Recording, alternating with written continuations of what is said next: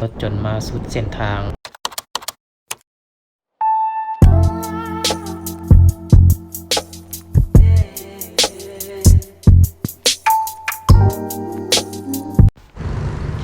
สบายดีหมดทุกคนมื้อนี้จะพาทุกคนไปเที่ยวชมบรรยากาศเส้นทาง450ปีอยู่เขตทางดงโดกนี่เนาะตอนนี้พวกเราก็อยู่สี่แยกเขตดงโดกเนาะก็อยู่ต่อหน้ามหาลัยแห่งชาตินี่เองเส้นทางอยู่ด้านหน้าของพวกเรานี่เนาะก็เป็นเส้นทางโพนต้องเส้นทางโพนต้องนี่เนาะก็จะไปสิ้นสุดอยู่ที่โรงกยศิลป์อยู่กำเมืองไส้ลงไปนี่เนาะก็จะเป็นเส้นทางที่พวกเรากำลังจะเดินทางไปนั่นเองเนาะและจุดเริ่มต้นของเส้นทาง450ปีก็ยังอยู่แถวสี่แยกอยู่ลุมพุ่นเนาะห่างจากนี่ก็จะประมาณ400เมตรเนี่ยเนาะทุกคนและอยู่ทางด้านหน้าของพวกเรานี่เนาะก็เป็นประตูโค้งของมหาลัยแห่งชาตินี่เองเนาะทางเข้าไปมหาลัยนี่ก็มีหลายทางเข้าอยู่เนาะทุกคนแต่ทางนี้เนาะจะเป็นทางออกก็เป็นมหาลัยที่ใหญ่เนาะแล้วก็มีความสวยงามอยู่ไปเคยได้เรียนอยู่นี่ก็น่าจะรู้นะเนาะทุกคนหรือว่ากำลังศึกษาอยู่ตอนนี้อยู่ทางหน้าของพวกเราเนาะก็จะเป็นป้ายของมหาลัยแห่งชาติเดี๋ยวจะพาทุกคนย่างไปเบิ่งเนาะ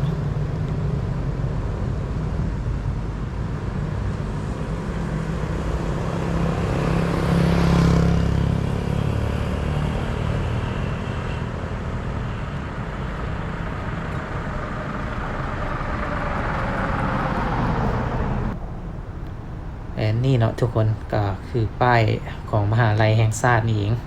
ก็เป็นป้ายใหญ่เนาะทุกคน